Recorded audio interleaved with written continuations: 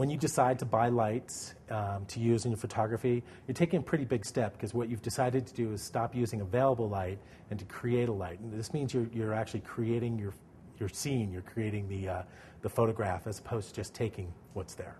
When you're first starting out in photography and you decide to choose lighting, you usually have a lot of choices. It's usually between flash and hot lights. Now the flash I'm talking about are studio flashes, and they're quite a bit different than the kind that you put on top of your camera. Okay, so now the flash that I have here is a battery-operated flash, kind of like the one on top of the camera. The difference is this is a lot more powerful. It's also something you put on a stand and you can use with a modifier. You can attach modifiers to on-camera flashes, and there's a whole style of photography dedicated to that. But what we're going to talk about are these are the kind that you use as a professional when you decide to buy a flash, when you just want to do things a little bit differently. These hold a lot more energy. I can go out in the field, get a lot more power with these, and just do a lot more with it. It's like bringing my studio on location. A hot light is one that stays on constantly, but one like this is 2,000 watts, and that one is 1,000 watts.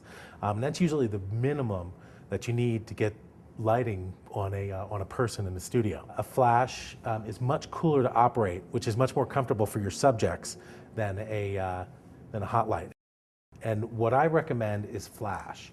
Hot lights are great. They're really good at a lot of different things, but you've got some disadvantages. First of all, you have to use. They're very hot and they're difficult to work with because they're hard to touch and things like that. And then the modifiers have to be a lot more sturdy because of the heat. Also, they don't stop action very well.